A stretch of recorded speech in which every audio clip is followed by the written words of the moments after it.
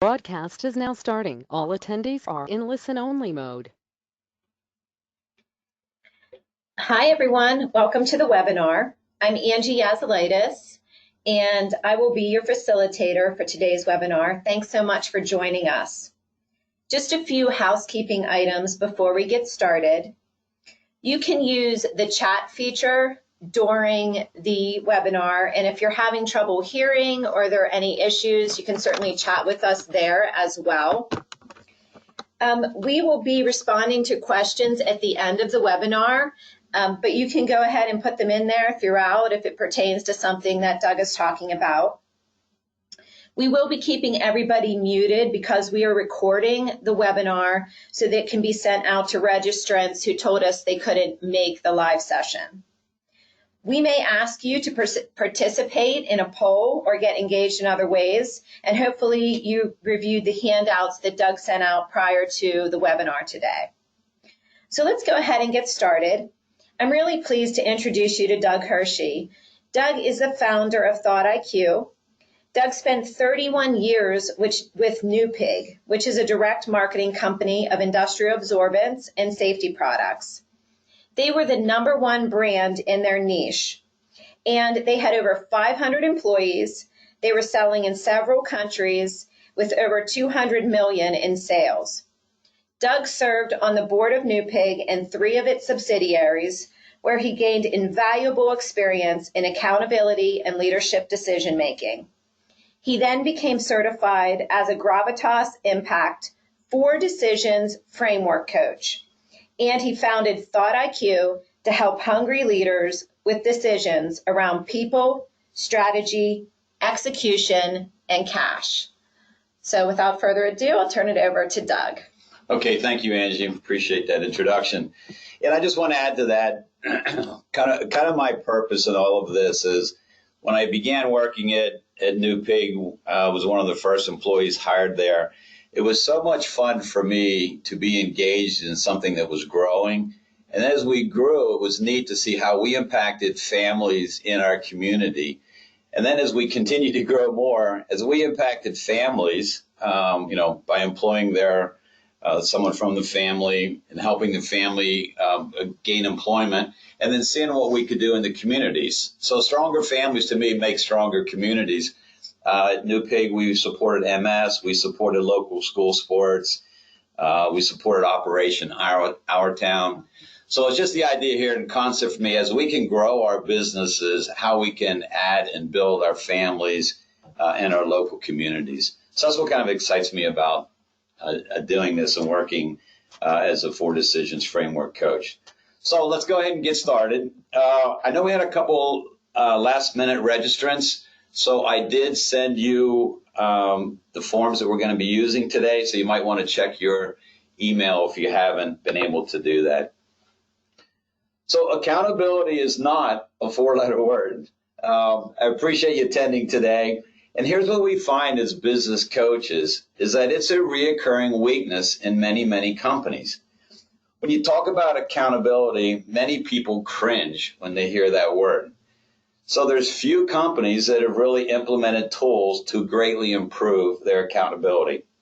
So today what I want to do is just highlight, and it's a highlight, but highlight 3 tools that we will work with clients that are looking to improve their accountability. All right. So what are the symptoms? We'll go ahead and get right into this. We have about 30 minutes today, and hopefully we'll just keep this moving and then have an opportunity for questions at the end. So what are the lack of accountability symptoms that you will find in organizations? Here's what we find. Projects are delayed. When things don't get done, there's a lot of excuses and or finger pointing and blaming. We get a lot of activity done, but we're not getting the results that we desire. There's ambiguity around accountability. So who's accountable for that? Who's responsible for that? There's lack of clarity if we have the right people in the right roles. And a lot of times we will just avoid difficult conversations. I think probably all of us could relate to that. And then there's just a lack of priorities and metrics. So we actually have created a poll here. So if you could just kind of look at the poll and write down or check the symptoms that maybe are most current in your organization or you think that you could improve the most. So I'll just give you a couple seconds to do that, and then we'll just keep moving.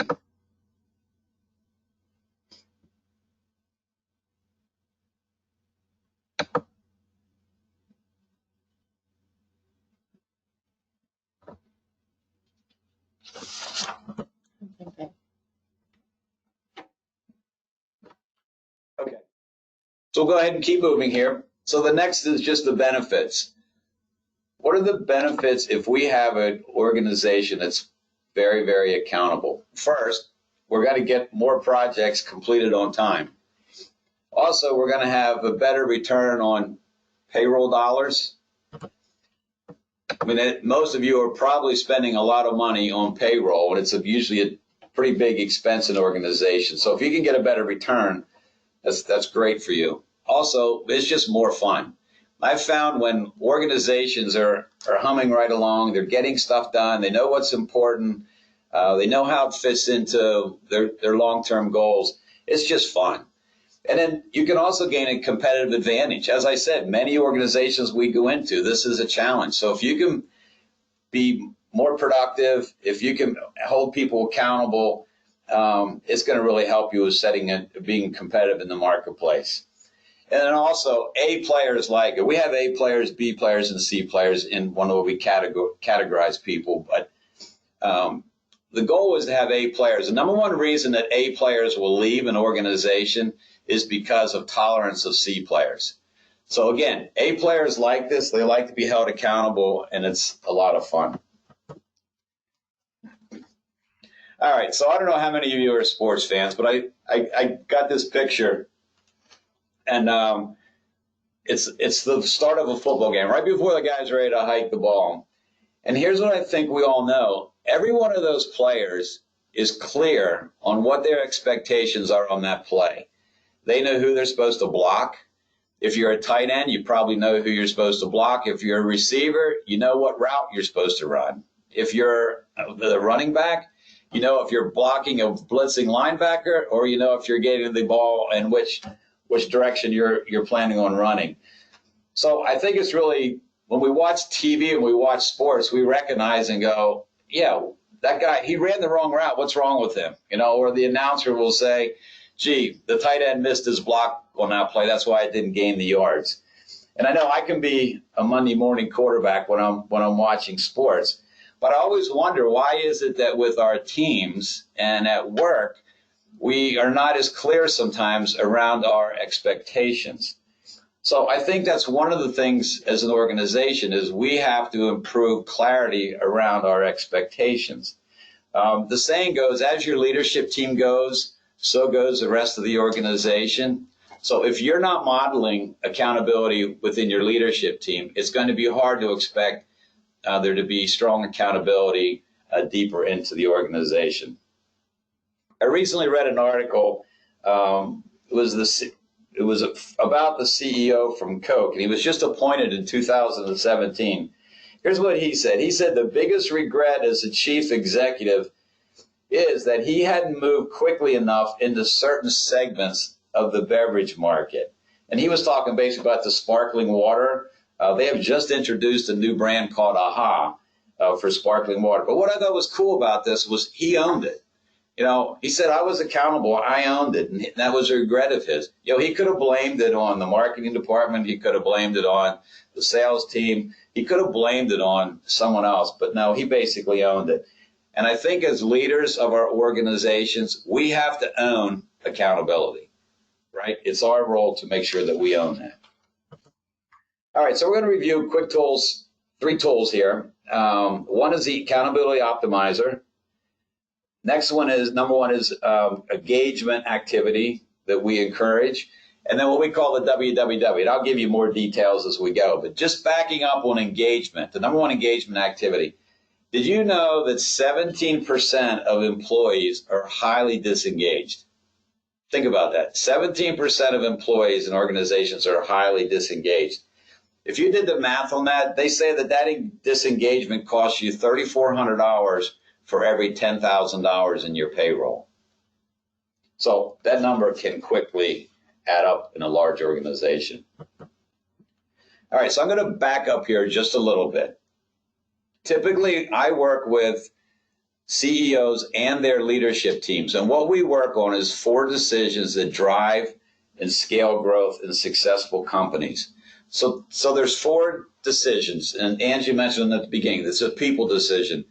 The people decision is about creating our harmonious culture of accountability. The strategy decision is all about driving strong top-line revenue growth. The execution decision is about taking that revenue and making sure that we're converting it into industry-leading profits. And then cash is just oxygen. It's having sufficient, if not abundant cash, so that you can have options and make wise decisions. So today we're just zeroing in on people. So we have about 35 to 40 different tools that we will work with individual clients. But today we're just going to review a few of those that would fall in the people decision. So here's a fun question I always throw at CEOs and the leadership team when I'm meeting with them. The question is this: would you enthusiastically rehire everyone on your team? So obviously we just encourage them to think about that. We ask them, be honest with yourself as you think through this, because basically when you begin to answer the difficult questions, these are things that can start the positive change in your organization that could make a revolutionary difference in your business success. Rockefeller habit number 1 is number 1 for a reason. It says, unless the leadership team is healthy and aligned, you cannot build a great company that will endure through time and deliver the results that you dream of as leaders. So the tool that I'm going to be introducing you today in the tools is going to help us begin to diagnose and begin to build a healthy leadership team. But again, when it comes to people and accountability, we have to be very candid and real with one another and address any of the tough issues that we may have to address. So if you've heard of Jim Collins, he wrote the book Good to Great, and he's a thought leader that we use with a lot of our content for developing material that is great and works well with our clients. But one of the things he says, after you have answered the important question, do we have the right people on the bus? In other words, you have the right people that have a similar set of core values, they understand the purpose of the organization, and they're committed to the vision and the direction the organization is going. So here are the 3 questions that we ask after we have the right people on the bus. Do we have the right seats on the bus? So the right seats refers to the roles defined in your company. So marketing, sales, IT. So what are the roles in your company? The next question is, are the right people in those seats? So do the people possess the proper skills, talents, and abilities necessary to succeed? And then finally, are the right people in the right seats doing the right things? So are they focused on the most important priorities each quarter, each month, each week, and each day? So basically, when we review this content with the CEO and the leadership team, we will typically do what I just did, kind of quickly highlight the content, and then we share examples of people who are clients of Gravitas coaches, and then we're going to challenge you to put that in place. So the next step is I'm just going to share with you a story of one of our clients who has used the tool that I'm going to introduce to you next. So Citizen is an IT staffing and contract firm in Washington, D.C. market. Raymond and Alba were founders, a husband and wife team, and they were growing very nicely quarter over quarter. But then they hit a wall and had trouble continuing their growth process. A coach had spent time with them and went through this simple tool, this accountability optimizer, and they began to uncover and look for the sources of the challenges to their growth in the people decision area. So here are the questions they asked. Are there any seats with 2 or more people or leaders? So if you have more than one person in a seat, you're going to lack clarity and accountability. Are there leaders that are occupying too many seats? If you're in too many seats, it's hard to be truly effective at work. And then finally, are there missing or empty seats or roles that are vital for success within your organization? So after meeting with the team and having discussions and going through these tools, here's what they found out. Raymond and Alba were acting as co-CEOs. So what do you think was happening? They were sending mixed messages and confusing their teams. Richard was a key leader, and he was occupying multiple roles within the organization, was spread way too thin. Therefore, he was ineffective. They also uncovered that the role of customer service did not exist, and it was something that they felt someone needed to be accountable for customer satisfaction because it was suffering. So they took the corrections, they clarified their roles, they added a new leader, and they turned around the challenges they were facing and now achieved and exceeded the growth barriers. Here's Rockefeller habit number 4. Every facet of the organization has a person assigned with accountability for hitting goals. So there's just 3 areas that we typically will highlight, which is what are the most important processes in your organization? What are the most important functions in your organization? And then a lot of times we will actually go the extra step and identify key lines on your P&L or on a balance sheet and say, maybe we want somebody to be accountable for this. So for example, maybe it's overhead expenses, maybe it's inventory, maybe it's accounts receivable, cash. It could be any one of those items. And your processes would be things like, for us in a direct marketing company, customer acquisition was key. So that was a process that we just were very, very good at, and we're continuously trying to improve that process to be better. Okay, so here's where the fun begins. So if you have that core function, it says core functions at the top, optimizing accountability. I'm going to explain to you how I would use this with the CEO and his or her leadership team. This is very impactful, and it's actually a lot of fun to do. But the key here is if you have a leadership team, when you do this, when I do this in the group, everybody works individually, and then we come together and talk about results. That's so important because a lot of times, depending upon the size of your organization, when the CEO's in a room, a lot of people will not say what they really are thinking. And it's much better if you can get somebody to write down on a piece of paper how they really feel about something and then share it. It goes better, and we pull everybody's input, which is always what we're trying to do. All right, so let's work down through this. So the first thing we would do is we would get down the first column, which is the functions. And you can see we've identified some of the key functions. They may or may not be in your organization. But individually, everyone will get down there and say and list what do they think are the most important functions within their organization. So obvious it's head of company or president, you got sales, all those. We would just get down there. So if they don't apply to you, you'd cross them out. If you have ones that are new or different, then you would put them in there. So again, everybody would list the functions. And then after everybody had ample time to do that, then I would come together and say, okay, let's review these. Which ones do we match? Which ones do we add? And which ones do we take away? And make sure everyone's in agreement. So that's pretty basic, but it's important to get clarity on what everybody thinks is the top most important functions. Okay, so then we go to column 2. This is where all the fun starts too, is who is accountable for each of these functions?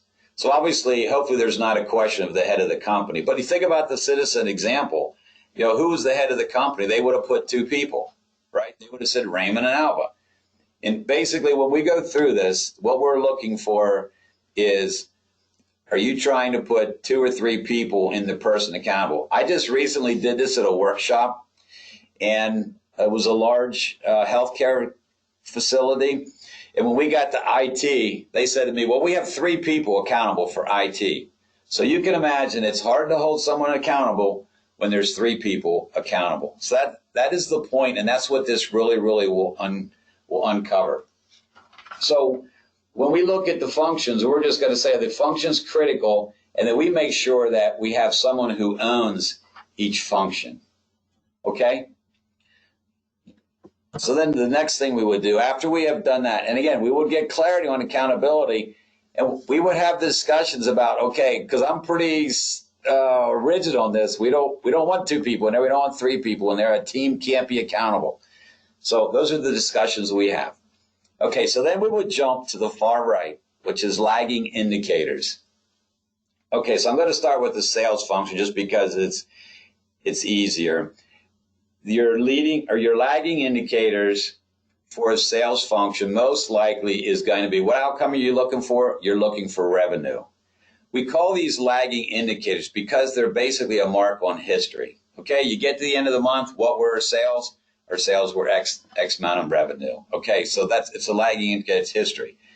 So we would get everyone to begin to identify what do they think are the top 1 or 2 lagging indicators in that column for the sales position, for the customer service position, for the IT position. All right. Then after we did that, again, we would discuss it and come to some sort of agreement. And I do want to throw this out. We don't try to get to 100% on these things. These things are iterative, and it takes time, and going through it for the first time with an organization. If we can get 80, 85% there, we're happy, because this is going to evolve and grow the more time as I spend with the company.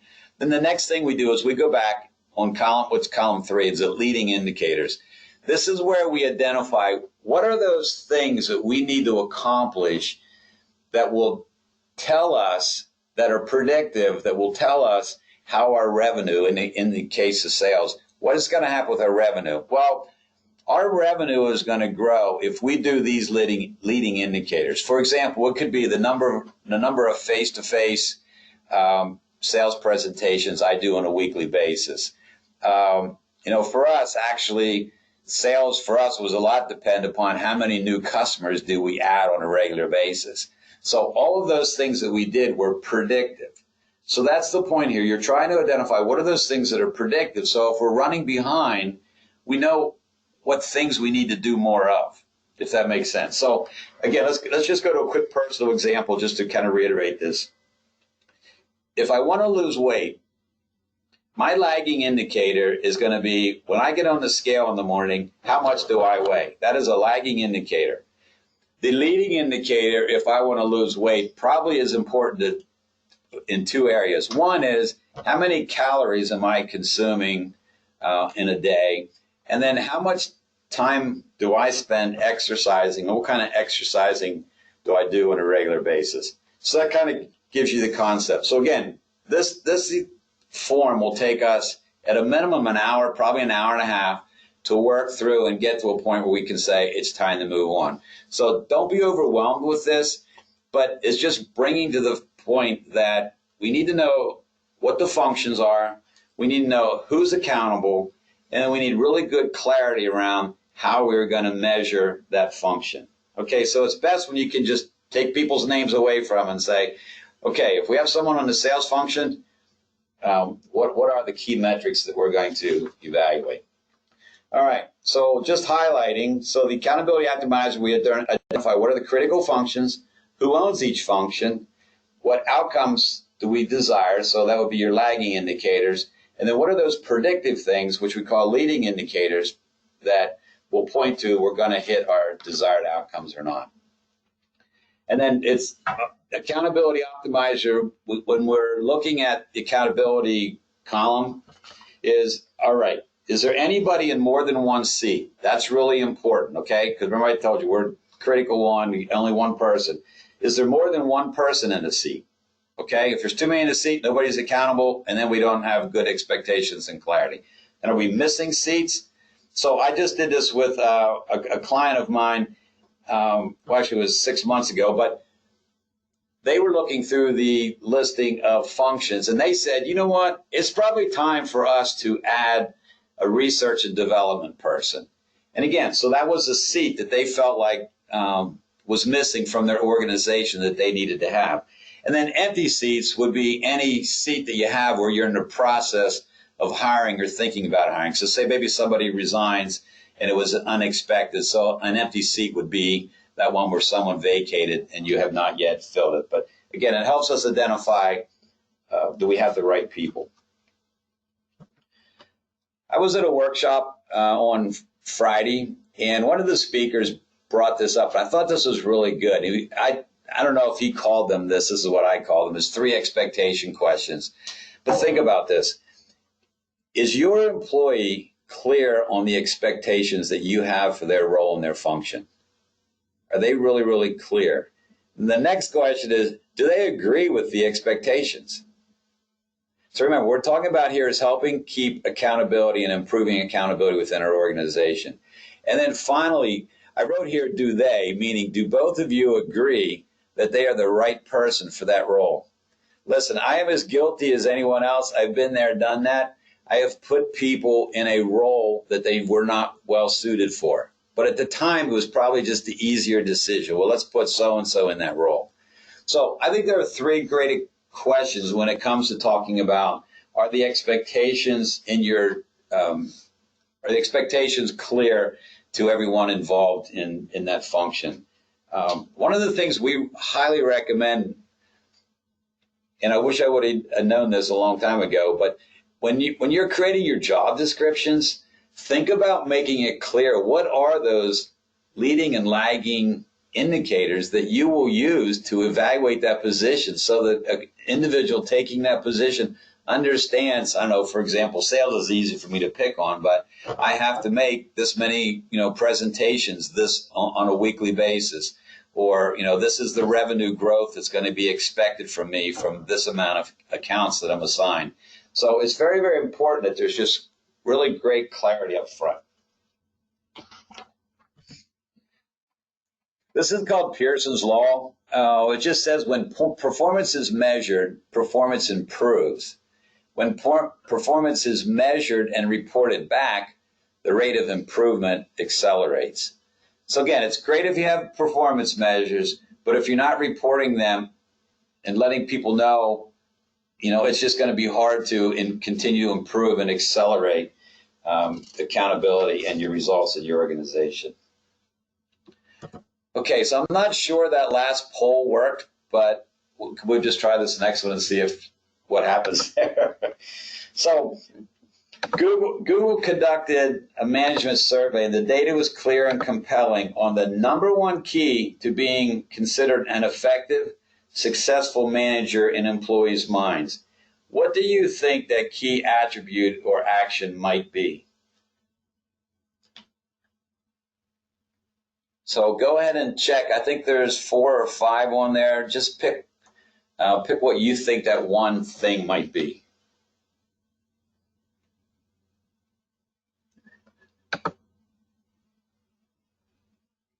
Okay, thank you. So we'll go to the next slide. Well, the answer is, okay, so everybody's picking, most people are picking, it looks like good listener. All right, so very good. So what the number 1 key to being a successful manager is, according to the Google's poll, is that it's one-on-one coaching. It's one-on-one coaching. Let me give you, I want to share this story with you. Yesterday, or 2 days ago, I was talking with a potential client, and we were talking about accountability. And he had told me that accountability was poor for their organization. And one of the things that they implemented was one-on-one coaching. They brought someone in, they spent time on making sure everyone understood what their expectations were, and then they were meeting with someone on a one-on-one basis to make sure that happened. Now, so here's what he told me, though. Some people left the organization. It was a result of doing one-on-one coaching because they did not want to be held accountable. All right, so now if you're the business owner, you don't want to see people leaving your organization, but do you want people leaving who don't want to be held accountable for doing what you're paying them to do? The answer is you're probably okay with them leaving. And that's exactly what he said. So it gave him an opportunity to then strengthen and build his team as he brought in new people. So as we move towards accountability, there could be fallout. But I think as a leader, you need to do that in a way that makes you comfortable. But at the same time, this is kind of what things we get paid to do, is make the difficult and challenging decisions. So one-on-one coaching results in 3 outcomes in the manager-employee relationship. One is the clarity of goals and performance and progress. So people like to know how they are doing so they remain on track and or can take action to improve. And then 2 is building of trust and alignment in the relationship. People will perform at a higher level when trust is built and deepened through time. And then the 3rd outcome is the development of an understanding of where and how their individual role is important in the overall company and purpose and objective. People like to have a line of sight between their role and big picture in the organization. So I really want to know what I'm working on and what I'm doing. How is it fitting in to the goals of our organization? All right, so habit number 9, Rockefeller habit number 9, is all employees can answer quantitatively whether they had a good day or a good week. So basically, here's what every person in the organization needs: a daily or weekly key performance indicator. And every employee should have 3 to 5 quarterly priorities that are clearly written, state clarity of completion, and are SMART. So many of you probably heard of this, but SMART objectives or SMART priorities mean S, they're specific, M, they're measurable, A is they're attainable, R is they're a reach, and then T is they're time bound. And that's going to be important as we talk about the next tool that we're going to review. But we recommend to drive positive behavior change that employees work with a coach, mentor, or a peer coach. I actually did this in our organization on our sales team. Was when we brought in new people, I assigned a seasoned sales rep to work with a new rep. Because what happens when you go through training, you're getting stuff new. Sometimes people are just embarrassed to ask the questions to the people who are training them, or maybe to their supervisor.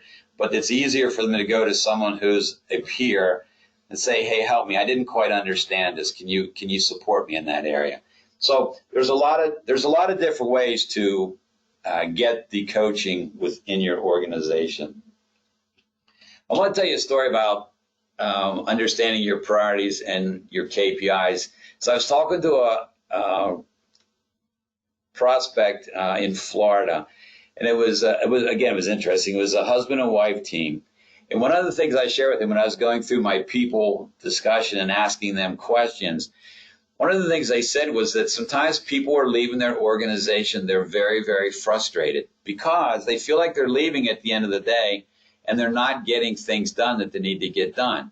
Well, if you think about that, what that moves back to is that they have way too many priorities and way too many things to focus on. So they're leaving at the end of the day being very, very frustrated because they're not accomplishing what they need. And I think, again, that's where we look at leaders and managers and say, okay, why are we having that struggle? We don't want people leaving at the end of the day and being frustrated. We want people leaving going, they feel like they had a really good day. How am I doing for time here? It looks like I might be a little behind. So I'll just keep this going here. So when we talk about continuous coaching for growth, we believe it needs to be a repeatable framework. So you should do your coaching weekly or monthly with people. It may be, depending upon the role, as the role is, I guess we can say higher in the organization. It may be that those conversations may happen monthly and they may be longer. Like if they're weekly, they may be shorter meetings. We recommend that you consider role play. I did this a lot with sales folks. We would always role play. So people say, well, what do I say when someone says your prices are too high? We would pull that script out. We would talk about it, and then we would role play it and say, hey, Angie, your prices are just way too high. And then let them practice and let them respond. Again, coaching is all about safe and candid feedback. This is kind of where you got to move away from, I'm the manager, I'm your boss, if this is your coaching relationship. And it's just being collaborative and working together. And then what we like to do is take an area there that you will say, let's hold you accountable, so the next time that we get together, you have something to prepare and something that you're working on.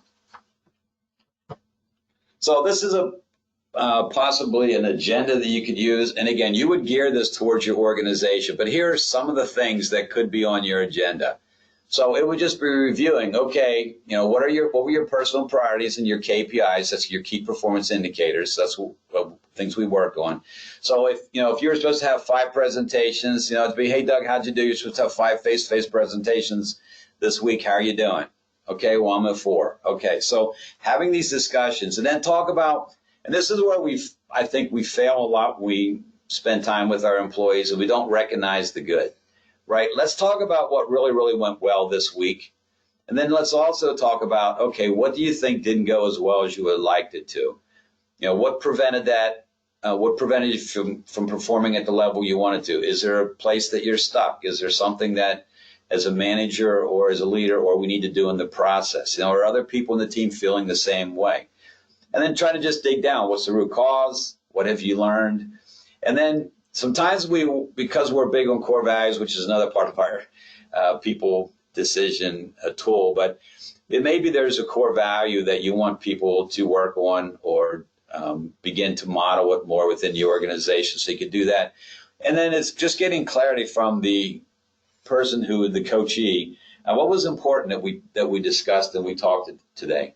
This is the biggest thing I can tell you about coaching. When you're coaching someone, if you're spending 80% of the time talking, that's not coaching, right? It should be the other way around. Coaching typically is 20% of the time you are asking questions, thoughtful questions, quality questions, and then the coachee is then responding in a manner that makes sense and helps them decide and make decisions from their end. Adam Grant is a professor and a co-author of a book called Option B, but he says the mark of a true giver and an awesome coach is he makes everyone try harder and inspiring greatness in those around them. So that was just pretty cool, but that's the view as a coach. Sometimes I think as managers, we feel like, okay, this is what you got to do, get it done, you got to do it this way. When we're talking about being a coach, it's not that way. Okay, it's really being the biggest cheerleader that individual has within the organization. Okay, so the last tool we're going to talk about is the WWW. This is a meeting tool, which we highly recommend. And when I meet with the CEO and the leadership team, I will get on the easel pad and I will write out who on the left column of the easel pad, what, for the second W, who, what, and then third is when. So when big actions come up, things that need to be accomplished, we put those on the easel pad. And when we talked about it being smart, so when we talk about whatever you put in that what column, it needs to be crystal clear on what it is that you want to accomplish. There should be no ambiguity the next week or the next month when you pull out this tool that you go, I don't know if I met it or not. Yeah, I think I met it. So, for example, if you said, Hershey, your job is to survey customers. Okay, so we get together at the next meeting and we pull up the WW and it's like, Hershey, do you survey customers? Yeah, I did. Well, how many did you survey? 2. Okay, well, that wasn't the expectations. You were supposed to talk to 25 people. So there's just so much clarity or so critical that you have clarity around who is doing what and what has to be very, very clear. So you can answer the question, yes, that was done, or no, it wasn't. And then W obviously is the when. What is the date that this is due? One of the powerful things about this is peer accountability works. When you know that you're going to be on the WWW with a to-do or an accountability or some area or something that needs to be accomplished, people don't want to show up at that meeting and not have it done on time. So that is the power of the WWW. Typically what we would do, you can have a scribe at your meetings and can track these. So I think part of the value of this is, and I do this in some of the organizations I'm in, like I take the minutes, right? Well, what happens when we take the minutes, all the to-dos get lost in the middle of the minutes.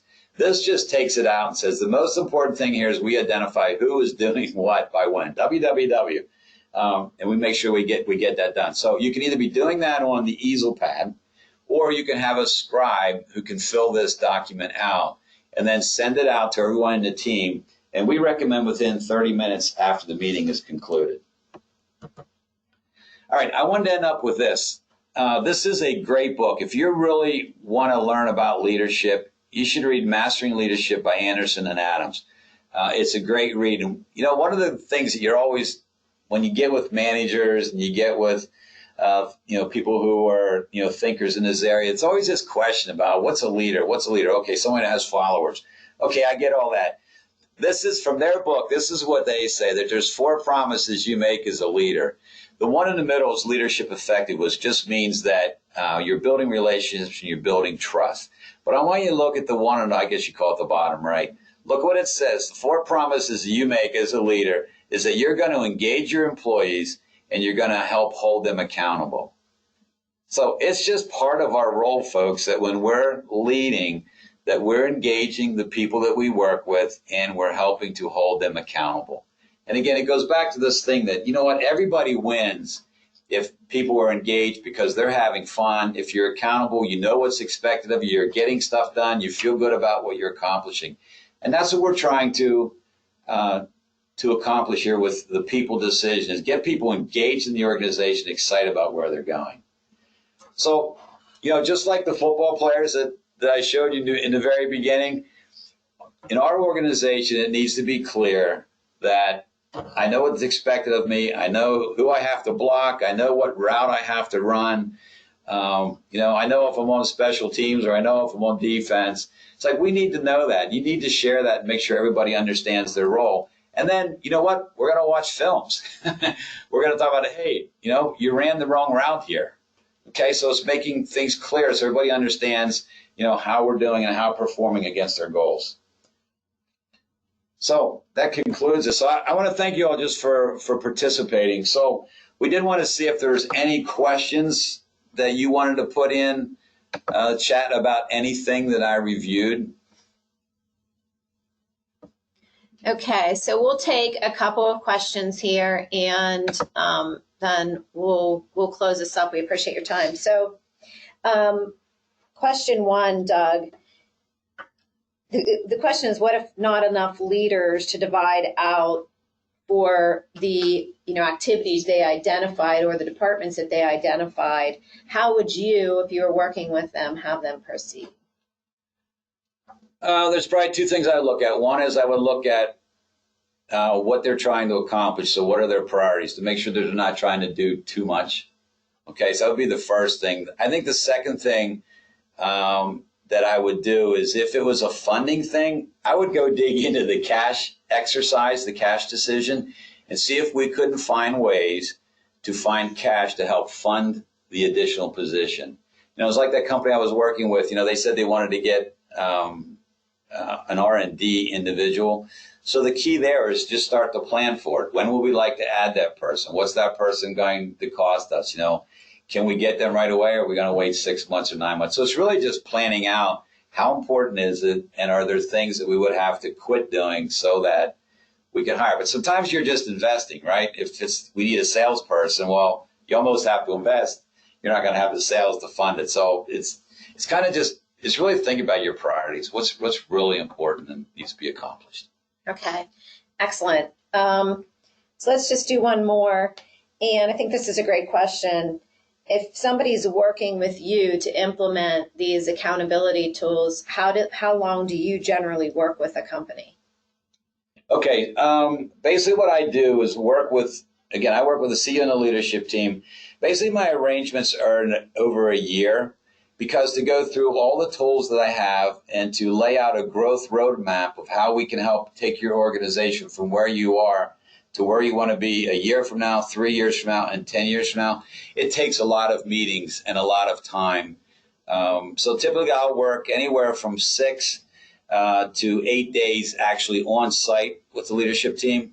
And then I'm doing a lot of calls monthly to touch base with the CEO and see how we're progressing and see what kind of support he needs. So, it takes about a year, 6 to 8 meetings on site. Okay. That's how it would work with folks. It takes a long time because we're changing things. And I mentioned 3 of those habits. We're just changing habits within your organization. And we only go as fast as it makes sense for your organization. Yeah, that totally makes sense. All right. Well, I know you wanted to be really respectful of time, so we're right at 12. That, gang. Well, we're right at 12:45. So, do you want to close up and let them know? Yeah, I just like to know. I'm going to be sending out a follow-up email for everyone, and I will have my calendar on there so that you can book me for a conversation. I am happy to spend 30 to 45 minutes on anything that you would like to discuss about what we went over today, or any other thing that's going on in your business that you would like some input on or would like to discuss. I'm happy to do that. I just appreciate you giving time today to talk about accountability. So there's my contact information if you want to take a quick picture of that. But I'll send you an email. I have your email, and my contact information will be on it. So thank you, everyone. Thanks, everybody. Have a great day. Bye-bye.